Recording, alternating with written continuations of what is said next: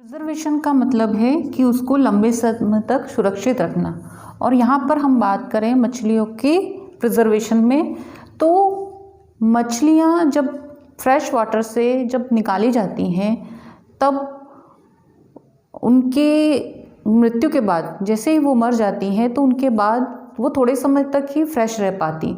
उसके बाद उनके शरीर में राइगर मोर्टिस की प्रक्रिया शुरू हो जाती है, यानी कि उसमें बैक्टीरियल जो एक्टिविटी है वो शुरू हो जाती, क्योंकि उसमें प्रोटीन कंटेंट ज़्यादा होता है।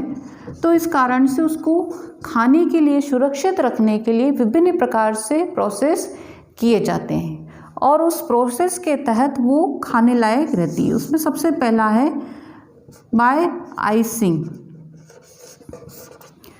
बर्फ़ के जो क्रश होता है, टुकड़े होते हैं, उसमें जब मछलियों को डाला जाता है बॉक्सेस में भरकर, तो वो कम से कम 15 दिन तक सुरक्षित रह सकती। लेकिन जो फैटी एसिड्स वाली मछलियां हैं जिनमें ऑयल ज़्यादा होता है, वो 2 से 3 दिन ही उसमें आइस में रह पाएगी। लेकिन ये एक बहुत अच्छा तरीका है, क्योंकि आइस में डालने के बाद उसको कहीं पे भी ट्रांसफ़र कर सकते हैं। तो जो ट्रांसपोर्टेशन का समय लगता है उसमें वो मछलियाँ स्पॉइल होने से बच जाएंगी।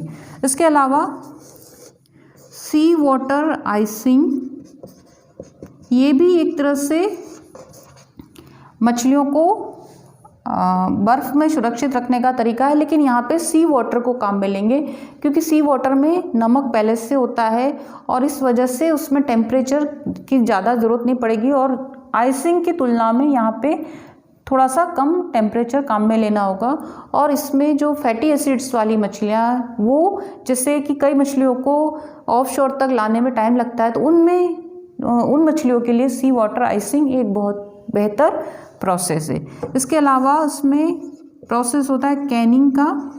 कैनिंग वह प्रोसेस है जिसमें जो बैक्टीरिया हैं उनको प्रोसेस के तहत हटा दिया जाता है और उसके कारण वो वापस जो प्रक्रिया, सड़ने की प्रक्रिया, वो उसमें नहीं होगी। और कैनिंग की प्रक्रिया के बाद इनको डब्बों में भरकर पैक करके उनको आगे सप्लाई किया जाता है। तो कैनिंग एक सबसे बेस्ट प्रक्रिया है जिसके तहत जो इनके बैक्टीरिया पैदा होने की संभावना है वो ख़त्म हो जाती है, क्योंकि कैनिंग से होता है कई एंजाइमेटिक एक्टिविटी है वो बंद हो जाएंगी और फिश जो है होगी वो फ्रेश रहेगी। इसके अलावा फ़िश को सुरक्षित रखने का तरीका एक सबसे बढ़िया है स्मोकिंग।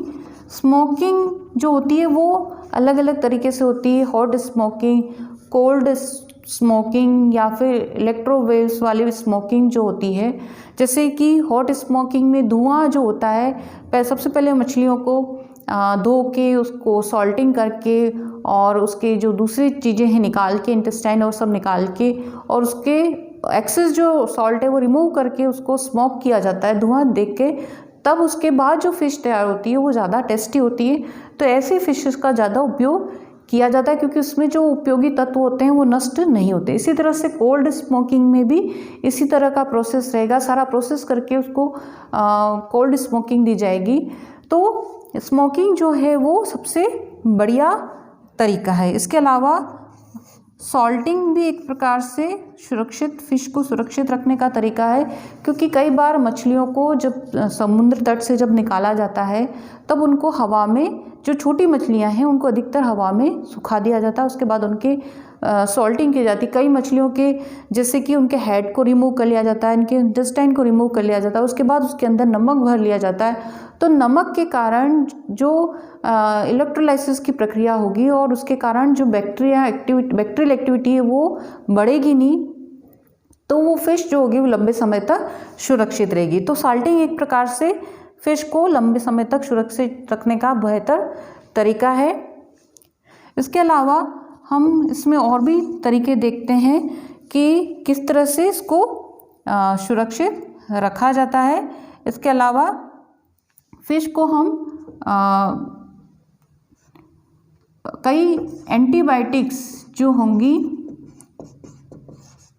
उसके तहत जैसे जब आइस जब डाला जाता है तो उसके अंदर थोड़ी मात्रा एंटीबायोटिक्स की यदि डाल देंगे तो वो ज़्यादा बेटर तरीके से वो सुरक्षित रहेगी। तो इस तरह से हम देखते हैं कि फ़िश को प्रिजर्व रखने के लिए हम कई प्रकार से तरीके अपना रहे हैं, क्योंकि उसके ट्रांसपोर्टेशन की समस्या होती है और फ़िश लोगों तक फ्रेश पहुंच पाए, क्योंकि उसमें अगर बैक्टीरियल एक्टिविटी उसमें पैदा हो गई तो फ़िश कंज्यूम जब हम करेंगे तब हमारे बीमार पड़ने की संभावना ज़्यादा हो जाती।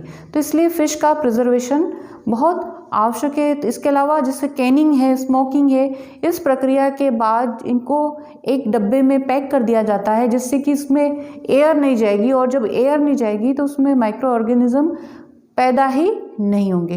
तो ऐसे कई प्रकार से फूड पैक्स आज मार्केट में अवेलेबल हैं जिसका उपयोग हम करते हैं।